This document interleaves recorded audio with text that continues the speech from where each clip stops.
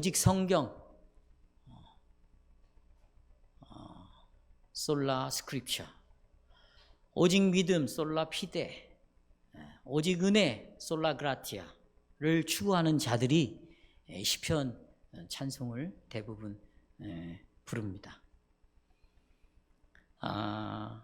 그렇지만 이 찬송이 왜 한국에서는 불려지지 않았는가? 이유는 간단합니다. 어렵다는 것입니다. 이해가 안 된다는 것입니다. 왜 이해가 안 될까요? 지난 시간에 말씀드렸듯이 모든 성경은 언약을 바탕으로 하나님이 우리에게 주셨습니다. 그래서 1차 이 성경을 받은 이스라엘 백성들은 이게 무슨 말인지 다 이해했어요. 순종하지 않아서 문제지. 다 이해했습니다. 언약을 기초로 해서 하나님이 이런 말씀을 하셨고, 또 언약이라는 것을 표준으로 해서 우리를 상대를 하시는구나. 이걸 다 알았어요. 그러니까 실은 구약의 말씀들을 이스라엘 백성들은 이해도 하고 다 암송도 했습니다. 근데 이제 문제는 이걸 이해한다고 그 사람이 믿음이 있는 거냐? 그건 아니죠. 이해를 했지만 내가 이해한 것을 믿음으로 받아들이는, 이해한 것을 그대로 하나님의 말씀으로 받는 것은 전적인 하나님의 은혜예요. 성령의 도우심, 깨닫게 하심, 그리고 어두운 마음에 이렇게 빛을 비춰줘서 이게 이런 것이구나, 그렇구나, 아멘, 아멘, 이건 진리입니다. 이렇게 성령의 역사의 도움이 필요해, 도움으로 이런 일이 일어나야 된다는 것입니다. 중요한 것은 이 언약을 이해하지 못하면 시편뿐만 아니라 성경을 자기 마음대로 해석을 하게 되겠죠. 이게 이제 문제입니다. 그래서 이단들의 자리 잡고 있는 그 이단들이 가르치고 있고, 이단들이 설교하고 있고, 또 어떤 분이 유명하다고 해서 제가 그분의 설교를 들어봤어요. 완전히 이단이더라고요. 정말. 물론 그분이 수녀, 그 다음에 그 스님들 중에 여성 스님들이 있어요. 그 다음에 원불교를 뭐라고 우리 장로님들이 알려줬는데, 그 여자분들을 해서 이 세 그룹이 모여서 우리식으로 말하면 사경회를 했죠. 근데 그분이 거기 가서 설교를 했고, 구원은 기독교에만 있는 것이 아니다라고 했던 분이 설교를 하는 걸 들어보니 정말 이단이더라고요. 그러니까 언약을 이해하지 못하면 이런 것을 가지고 하나님 말씀으로 듣고 은혜를 받는다고 본인은 이야기를 하는데 결코 구원을 얻을 수가 없겠죠. 왜냐하면 믿음은 들음에서 난다고 그랬는데, 또 구원은 믿음으로 얻는다고 했는데, 이 믿음이 잘못된 것들을 가지고 신뢰를 하고 있다면, 바탕을 근거를 두고 있다면 결코 그 믿음은 구원을 얻게 하는 믿음이 될 수가 없겠죠. 그렇지 않겠습니까? 특별히 이단 배후에 이 언약에 대한 무지가 자리 잡고 있다고 말씀을 드렸습니다. 그 대표적인 예가, 제가 이름을 이 목사를 밝히고 싶지만 그러고 싶지는 않습니다. 그러나 혹시 개인적으로 저를 찾아오면 이분이 불교와 천주교와 그 다음에 원불교 세 그룹이 모여서 우리식으로 말하면 사경회를 했던 그 자료는 제가 여러분에게 드릴 수 있습니다.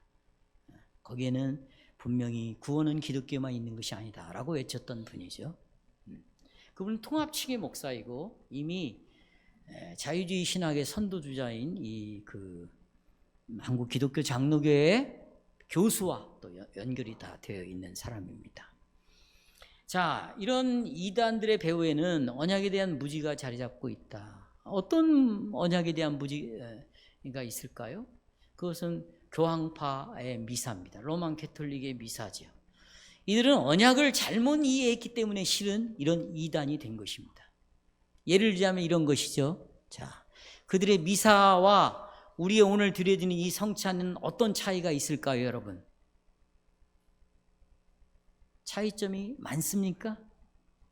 아니면 차이점이 없습니까? 그래서 보수교단의 장자라고 말하는 가장 어떻게 보면 규모가 커요. 이미 여기 총회에서는 이 개톨릭에 대해서 이 부분을 삭제하자고 안건이 올라왔고 많은 사람이 삭제하자 이렇게 지금 동의를 하고 있습니다. 제가 그 교파도 이야기를 안 하겠습니다. 여러분이 이런 걸 모르니까 제가 이제 이 정보를 알려드리는 거예요. 그 말은 미사와 성찬은 차이가 없다는 것이죠. 그런데 하이델베르크 요리문답 제30주일 81문답에 보면 80문답에 보면 교황파의 미사가 뭡니까? 이렇게 나오고 있어요. 그리고 차이점을 분명히 이야기하고 있습니다. 자, 차이점은 이거죠. 보십시오. 차이점은 언약에 관한 차이가 있는 거예요. 이 교황파는 구약의 옛 언약을 지금도 이루어지고 있다고 믿는 것이죠.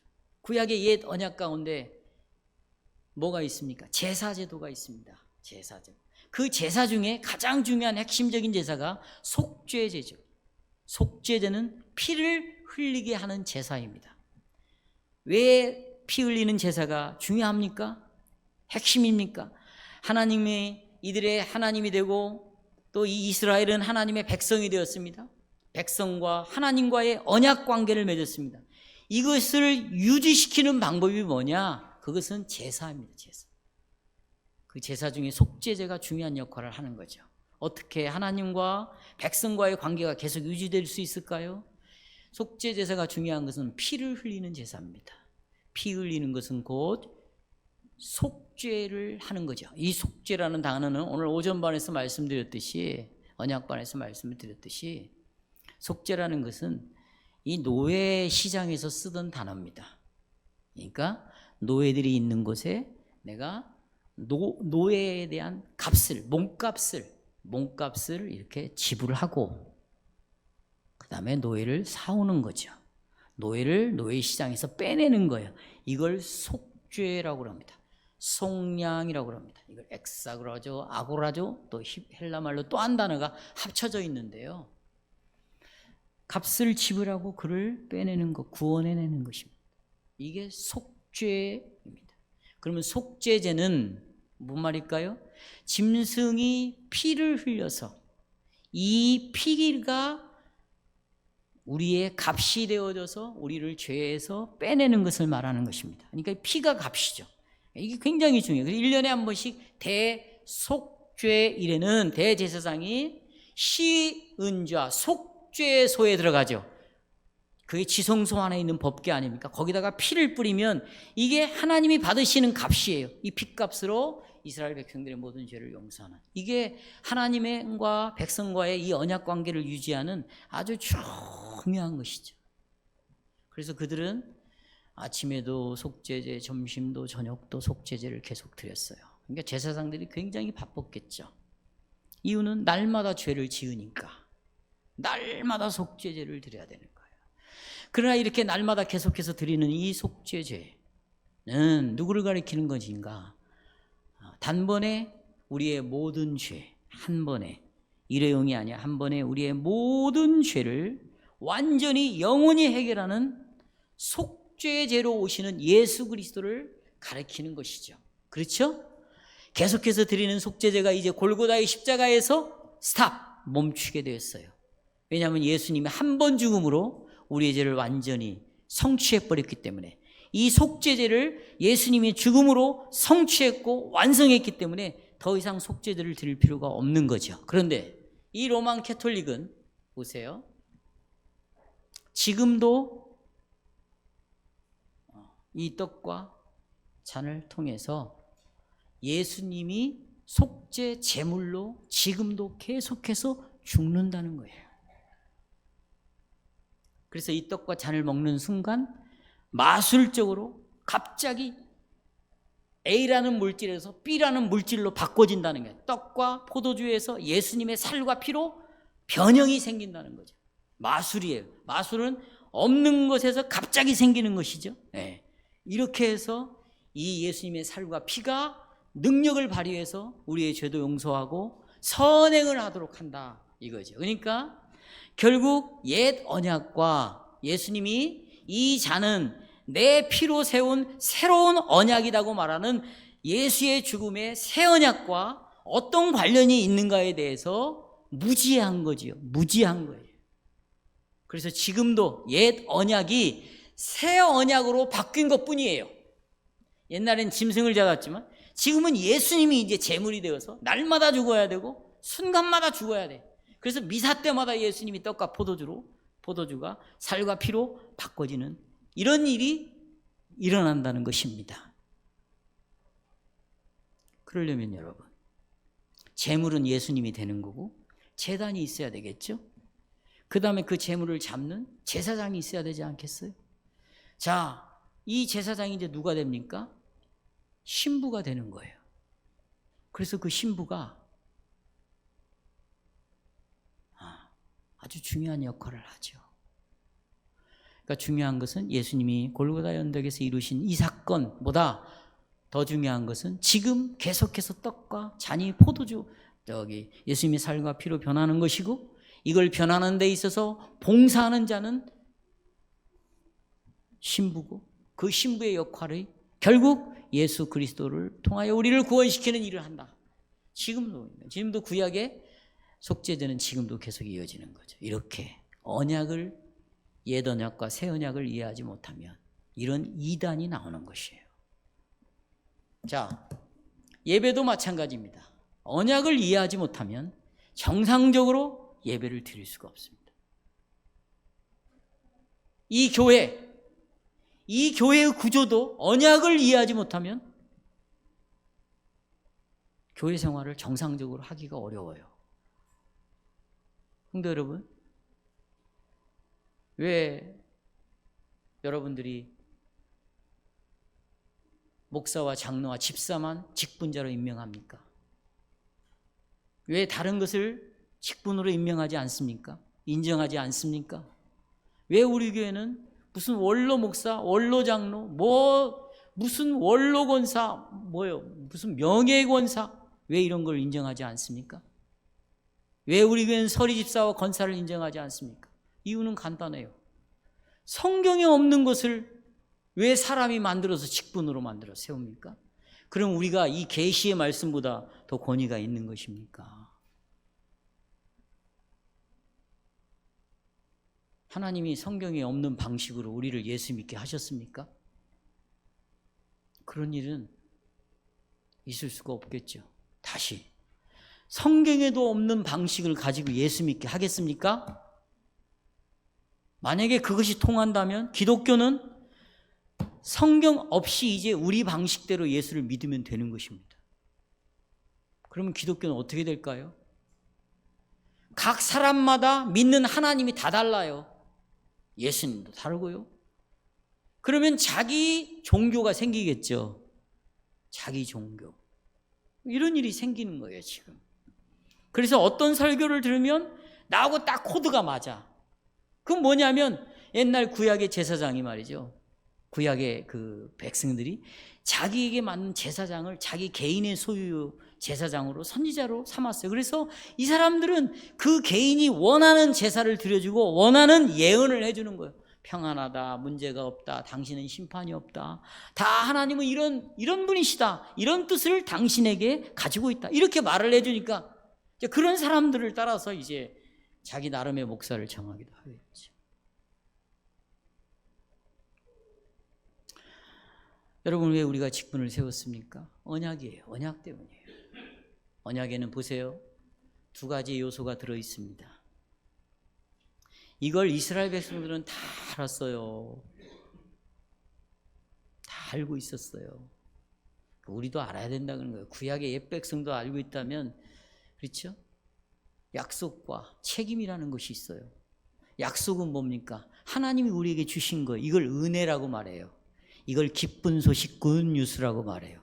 그러면 자, 오늘 여기 강단에서 여러분에게 하나님의 약속의 말씀을 선포합니다. 복음을 선포해요. 은혜의 말씀을 선포해요. 그럼 여러분에게는 이제 언약의 요소 안에 두 가지가 있대. 하나님의 약속이 들어있고 그 약속을 내가 믿음으로 받아들이는 책임이 나에게 있는데 그걸 누가 알아요? 설교를 했는데, 약속을 알려줬는데 약속을 진짜 내 약속으로 받아들이지 않는다면 그것은 언약을 깨트리는 자죠. 그리고 나는 예배 드리고 갔다고 그러면 그건 자기 혼자 예배를 드린 거지 하나님이 받으시는 예배가 아니죠. 하나님이 받으시는 예배는 신령과 진정으로 드리는 예배예요. 신령이라는 말은 성령으로라는 말이에요. 진리는 하나님의 말씀이에요. 두 가지 핵심. 그러니까 복음이 선포될 때 성령을 따라 예배를 드리는 자는 이 들은 복음의 말씀을 진짜 믿음으로 받게 돼 있어요. 왜요? 믿음은 어디에서 나는데요? 들을 때 나는 거예요.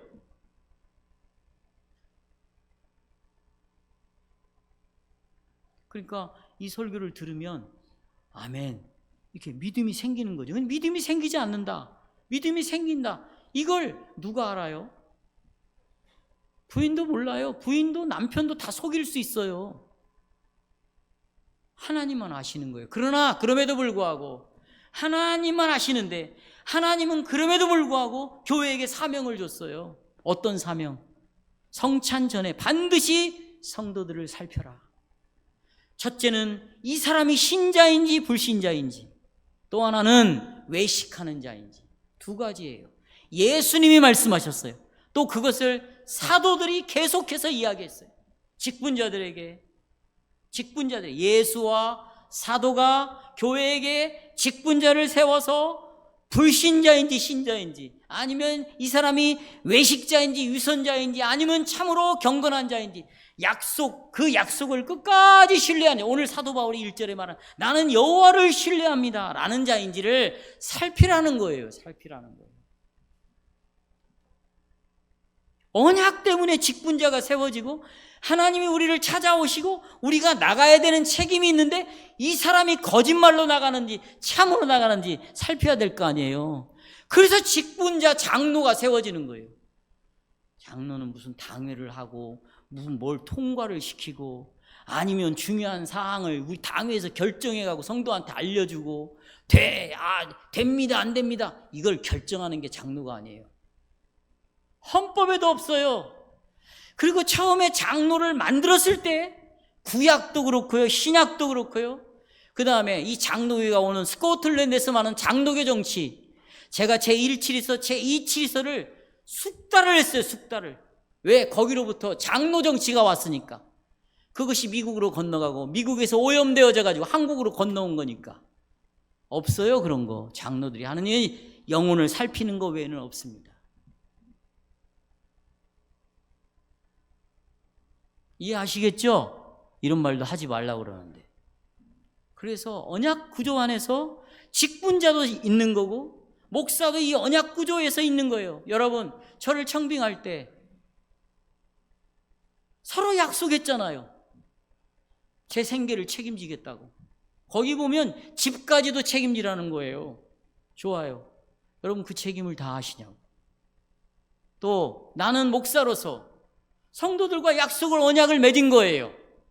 정말 목사는 말씀을 맡은 자로서 세상적인 이야기하지 말고 정치 이야기하지 말고 세상 윤리 이야기하지 말고 그건 면직감이에요. 면직.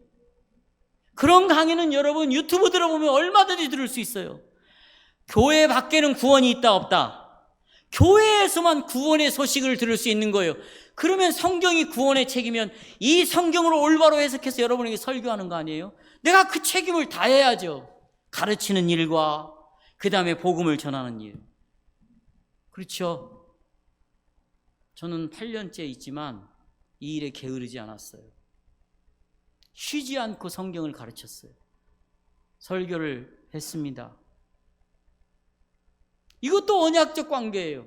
자, 여러분 여기 등록하고 가입했을 때 전부 사인했습니다. 뭐에? 정관대로 하겠다고. 언약인 책임을 여러분이 져야 되죠. 그렇죠? 맞습니까? 만약에 이런 맹세한 것들을 하는, 만약에 정말 세상의 방식으로 한다면 이것은 거짓 맹세를 하는 거고 우리가 하나님 앞에 한 것인데 하나님을 속이는 자죠. 보이지 않는다고 하나님을 속여도 되는 건 아니잖아요. 그분은 살아계시고 지금도 일거수일투족을 하나님의 말씀으로 우리를 이끄시는데 모든 게 다 언약의 맥락 안에서 이루어질 수 있는 거예요. 그래서 다윗이 이 성경이 언약의 배경 속에서 언약적인 언어를 사용하고 언약적인 구조와 언약적인 근거에서 이야기하고 있어요. 아까도 말씀드렸지만 언약에는 약속과 책임이 우리에게 따른다. 또 이 언약에는 다양한 방식으로 우리에게 주어졌어요. 10가지 계명도 보세요. 나는 네 하나님이고 너는 내 백성이야. 나는 너를 애굽에서 구원한 구원의 하나님이야. 끝까지 너희들을 지킬 거야. 왜? 하나님 노릇할 거야 내가. 그러니 너희는 나를 니네들 마음대로 섬기면 안 돼. 인간의 이 타락은 자기 식대로 하려고 하는 것이 죄예요.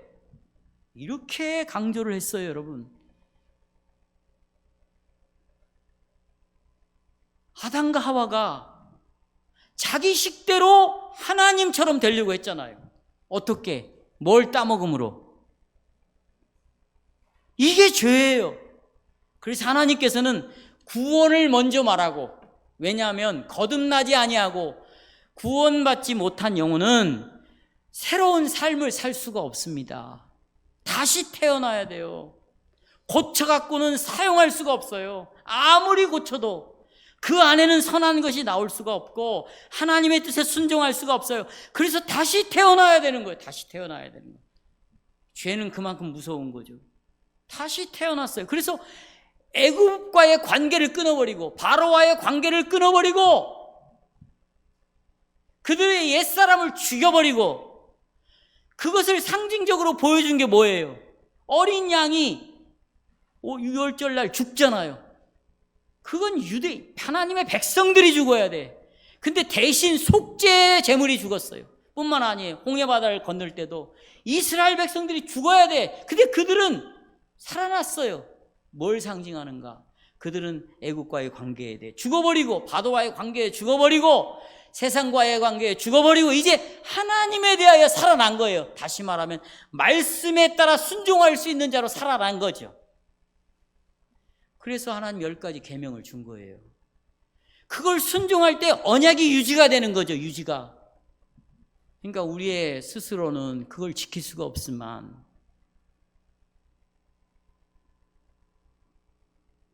그 구원의 은혜로 구원의 감사함으로 이 율법을 지킬 수 있도록 만들어 주신 거죠. 그렇죠?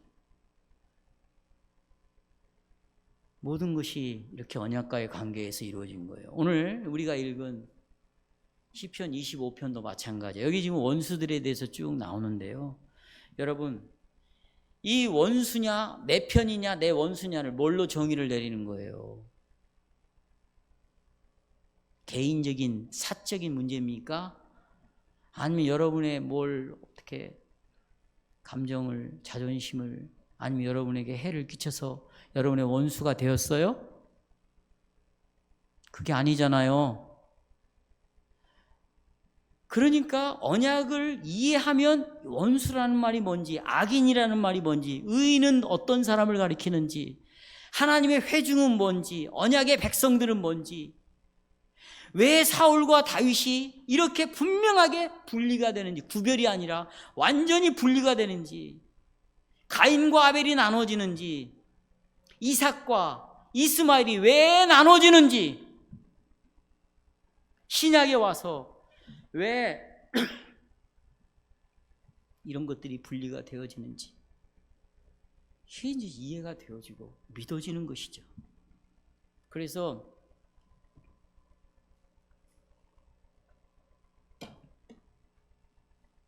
다윗은 원수를 하나님의 언약과 관계에서 언약을 깨트리고 파괴하고 10가지 계명들을 아주 우습게 여기고 살아가는, 그러면 그것이 다윗의 원수가 되었어요.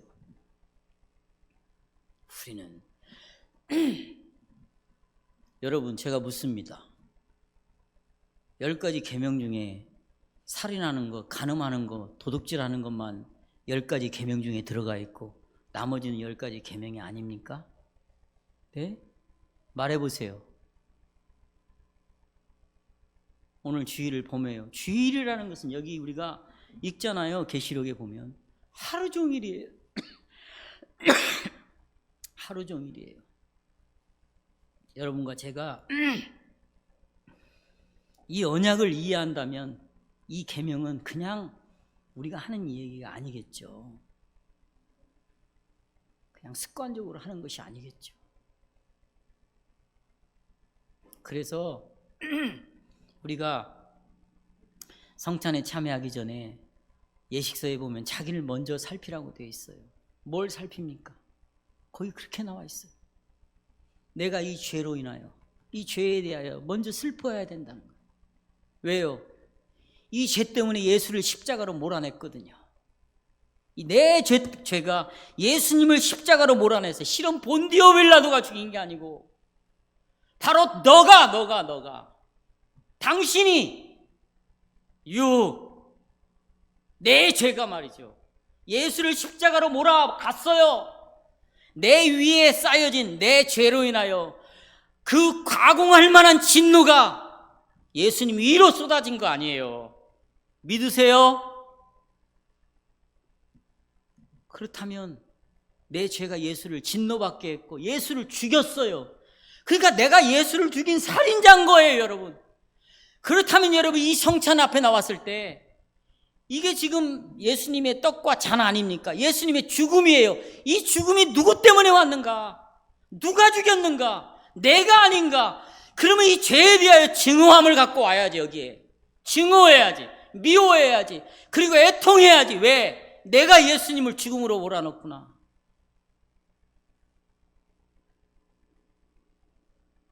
얼마나 그 사람이 이 죄에 대하여 슬퍼하겠어요. 죄를 증오하겠어요. 자기가 하나님 말씀을 마음대로 산 거에 대해서 얼마나 슬퍼하겠어요. 여러분과 제가 10가지 계명 중에 하나라도 지킨 것이 뭐가 있어요? 오늘 예배 드리고 가면 여러분은 안식일을 지킨 겁니까? 그것이 살인한 거나 간음한 거하고 뭐가 달라요? 똑같은 죄예요. 예를 들자면 그렇다는 거예요. 그런 죄들이 예수님을 십자가로 몰아가는데 이걸 반복해서 계속해서 간음을 하는 거예요. 계속해서 사람을 실제로 죽이는 거예요. 우리는 아무렇지도 않아요. 그만큼 이제 교회는 하나님과 맺은 이 언약을 아주 가볍게 여겨버리는 거죠. 지키지 않아도 되는 것처럼 생각을 하는 거예요. 그러니까 절대적인 진리가 이제 어떻게 돼요? 상대적인 진리로 다 바꿔지는 거예요. 이거 지켜도 되고 안 지켜도 되는 거예요. 이제. 상황에 따라서, 환경에 따라서, 형편에 따라서 필요하면 지키고 아니면 안 지키는 거죠. 그러면 여러분과 맺은 그 하나님이 그런 분이냐고요. 물론 우리는 타락하기 전에는 완전한 자였기 때문에 완전하게 언약을 지켜나갈 수 있었겠지만 타락한 이후에는 이제는 우리가 그럴 수가 없어요. 그렇다고 이 언약을 체결하시고 주권적으로 절대적으로 우리를 찾아와서 언약을 맺으신 이 하나님은 여러분과 저처럼 이렇게 유동적이고 변질되고 이렇게 변화도 상황에 따라서 절대적인 것이 상대적으로 바꾸는 그런 분이라고요. 그렇지 않죠. 변함이 없어요. 그래서 다윗이 1절에서 이렇게 말합니다. 1절 보시겠습니다. 1절 여호와여 그랬어요. 이 언약의 이름이거든요. 당신은 우리에게 약속을 주시면 반드시 끝까지 약속을 지키는 분이다. 계명을 주시고 이 계명을 믿음으로 받아들인 자는 그가 영생을 얻지만 이렇게 말하니까 믿음으로 영생을 얻지 우리가 어떻게 율법으로 영생을 얻으면 이게 왜 이런 것이 나오냐면 언약을 이해하지 못하니까 구분을 지금 못하는 거예요. 그래서 믿음으로는 구원을 얻는데 이걸 말씀을 지킴으로 그가 영생을 누린다, 영생을 얻는다 이러면 율법주의로 몰아버리는 거예요. 왜요? 언약이 뭔지를 몰라.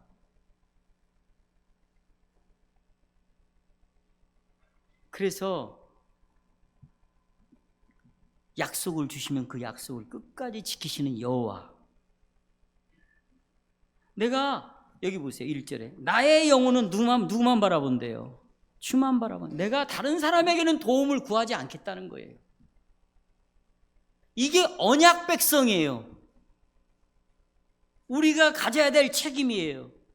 대신해 보세요.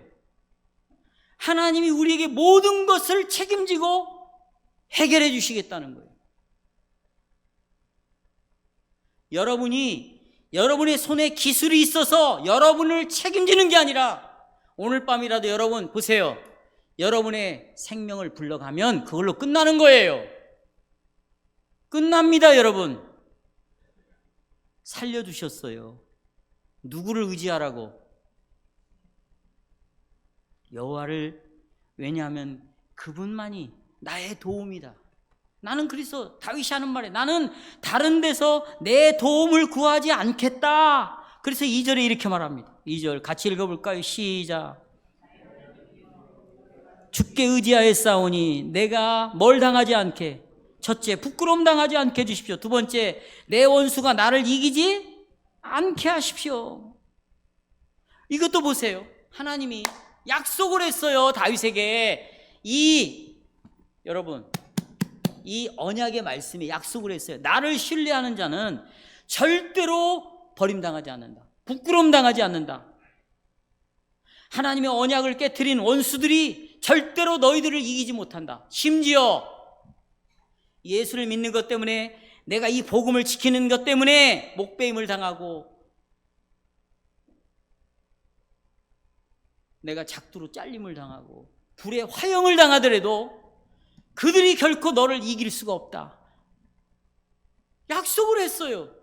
그래서 스데반이 돌에 맞아 죽으면서도 하나님을 찬양하면서, 왜요? 승리자는 돌을 던져 스데반을 죽이는 자가 승리자가 아니에요. 하나님의 보호하심을 받은 자가 승리자이죠. 그렇죠. 그러면 영생을 얻는 자가 누군데요?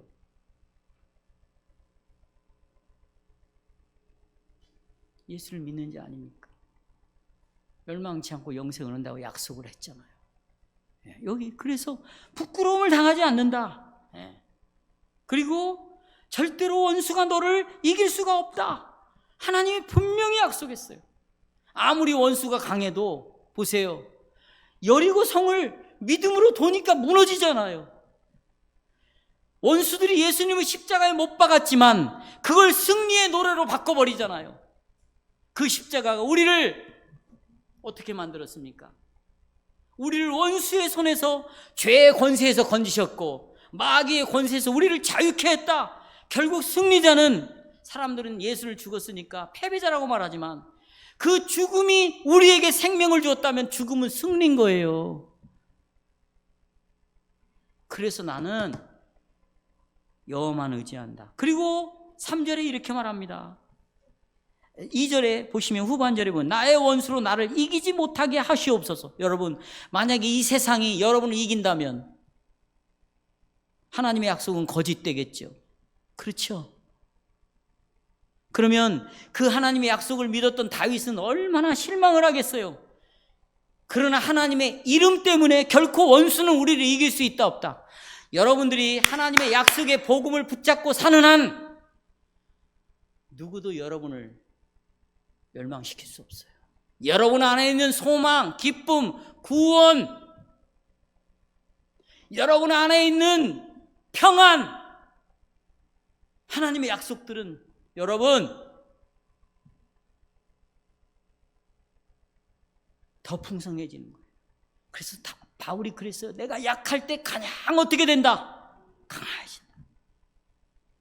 이런 예를 들어드릴까요?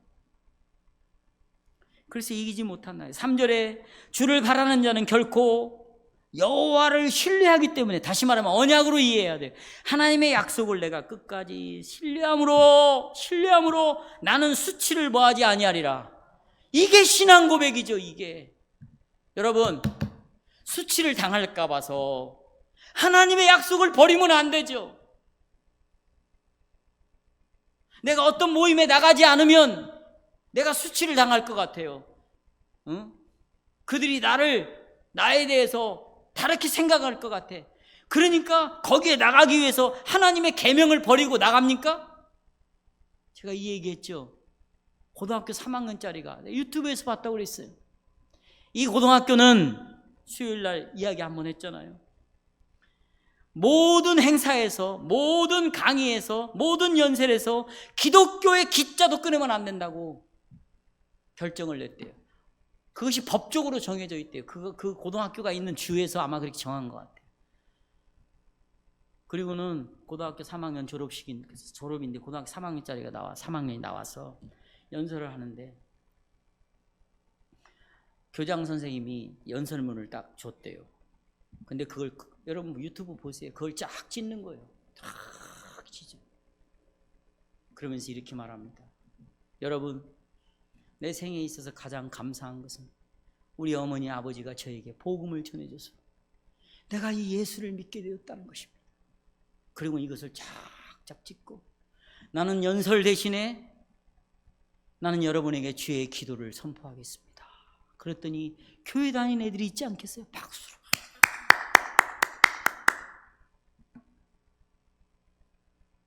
내가 수요일날 얘기했죠. 이름 거론합니다. 박명기 씨. 수재예요. 서강대학교 경제학과를 나온 수재입니다. 저희 교회 안수 집사였어요. TF팀을 만들어서 이분이 공무원으로 들어갔는데 TF팀을 만들어서 거기 들어왔는데 처음에 이 멤버들과 함께 축하 시간을 갖는다고 룸사롱을 간 거예요. 이분이 저는 술을 먹을 수 없습니다. 그랬더니 그 청장이 어디서 이런 격두문자를 쓰고 이런 놈을 다 데려와. 끝까지 자기는 먹을 수 없습니다. 그러나 내가 주어진 시간의 역할.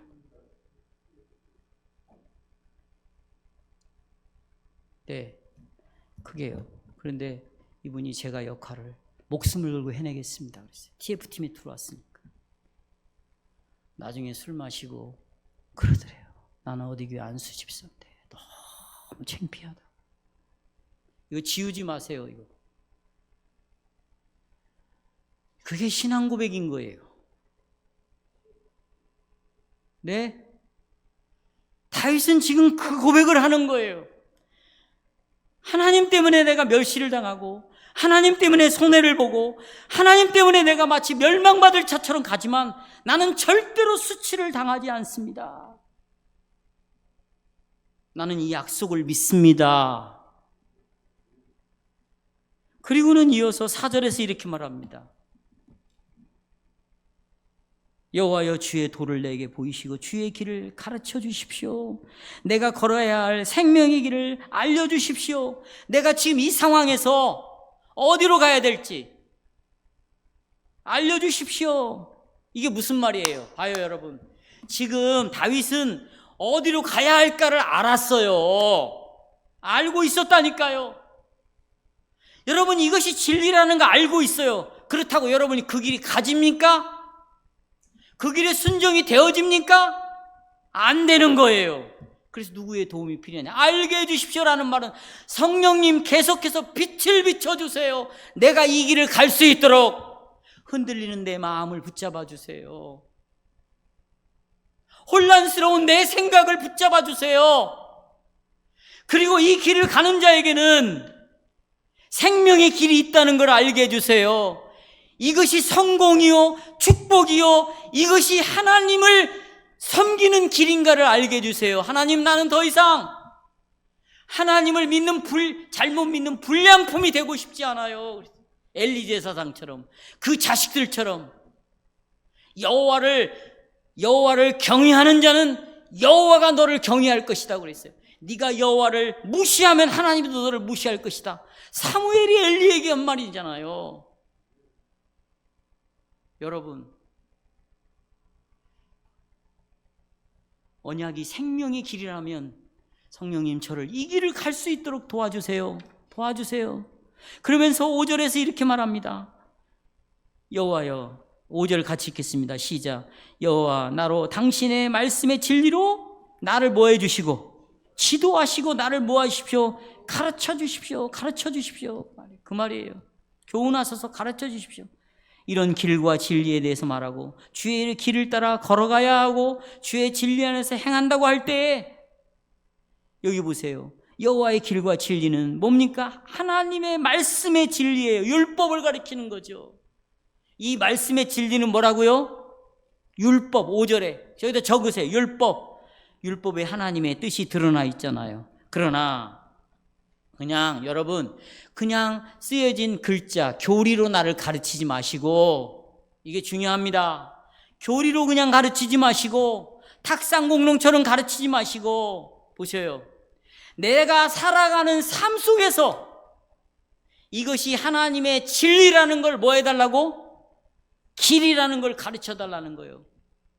정말 언약 백성이라면 여러분이 그동안 하나님이 여러분의 삶 속에서 여러 가지로 말씀드렸을 거예요. 저는 가장 크게 내 삶 속에서 하나님이 가르쳐 주신 길은 뭐냐? 김영숙 씨가 이 세상을 떠났을 때, 그의 죽음의 모습을 봤을 때, 그리고 정성인 씨를 내 아내로 하나님이 주셨을 때, 제가 이 교회에서 어떤 길을 가야 할 것인가를 너무나 분명하게 본 거예요. 그런 것이 아니라 할지라도 작은 것대로 아니면 큰 것대로, 가벼운 대로 아니면 정말 무거운 대로 하나님이 그동안 여러분에게 여러 가지로 말씀해 주시지 않았어요. 네? 그것을 통해서 하나님 원수의 손에서 나를 건져낼 뿐만 아니라 수치를 당하지 않게 하시고, 정말 하나님의 길이 옳았습니다, 하나님의 길이 맞습니다, 이것을 믿음으로 순종할 때 그것이 곧 생명의 길이었군요. 하나님 이렇게 해달라고 기도하고 있어요. 자, 이제 말씀을 맺겠습니다.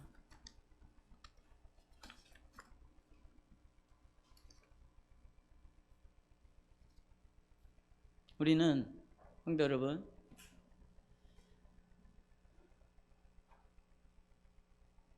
우리는 오늘날 교회의 연약한 모습들을 많이 봅니다. 그걸 우리는 타락이라고 말을 하죠. 한마디로 교회가 세속화되어 가고 있다. 뭘 할 수 있냐? 엄격하게 계명들을 따라 살지 않고 애매한 방식으로 이제는 이 진리를 지키려고 합니다. 엄격하게 지키려고 하지 않아요. 이런 교회들을 싫어합니다. 율법주의라고 떠나죠. 여러분 보십시오. 내가 하나님을 너무너무 사랑하기 때문에 오전에도 만나고 오후에도 만나고 저녁에도 만나고, 내가 하나님을 너무너무 사랑하기 때문에 이 성경을 읽고 이 성경을 배우고 이 성경의 가르침을 받는 것이 율법주의입니까? 네? 내가 부모를 너무너무 사랑해서 부모에게 수시로 전화를 하고 부모가 힘들면 곧바로 찾아뵙고 부모가 원하는 것을 해드리고, 이런 것이 율법주의잖아요. 그래요? 아니지 않습니까? 근데 이제 보세요. 엄격한 이 말씀을 다 가벼운 말씀, 이제는 있어도 되고 없어도 되는 말씀으로 다 바꿔놨습니다. 또 여자들을 직분자로 세우는 것을 반대하지 않는 교회들에 대해서 우리가 듣고 있습니다. 지금 어제 동성애 모임 가졌죠. 동성애를 정당화하려고 하고 있습니다. 성경을 새롭게 자유주의식으로 해석을 하려고 하고 있습니다. 문학적으로 해석하고 정치적으로 해석하고 무슨 사회학적으로 해석하고, 성경이 동네북이 되었어요. 동네북이. 그렇게 해석을 해서 성경만 갖다 붙이면 설교가 되는 거 아닙니까?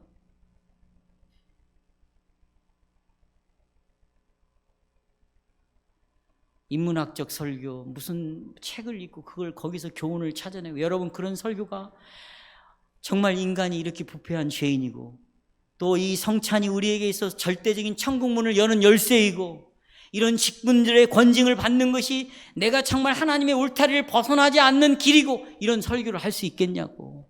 문학적 설교가 그럴 수 없다고 생각합니다. 다 재해석하고 있습니다. 이 하나님의 말씀을 다 밀어내고 말았습니다. 그렇습니다, 여러분. 정말 하나님의 말씀에 신실하고 남아있으려는 이 싸움, 나는 어떤 일이 있어도 이 말씀만을 내가 붙들고 살아야 되겠다. 내가 정말 힘이 들고 내가 어떤 유혹이 오고 어떤 상황이 펼쳐져도 나는 정말 이 말씀만 붙잡아야 됐다.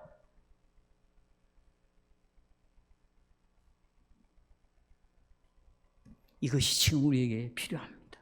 다시 말하면 다윗이 기도했던 이 기도가 우리의 기도가 돼야 되고, 이것이 이 기도를 이스라엘의 언약 백성들이 찬송으로 다 불렀다면 이제 우리의 입술에 이 찬송을 두고 나도 여호와를 신뢰합니다. 나는 그 약속대로 이루어질 것을 믿습니다. 결코 원수가 나를 이기지 못할 것입니다. 내가 가는 길이 생명의 길입니다. 왜냐하면 하나님의 계시 속에 나타난 길이기 때문입니다.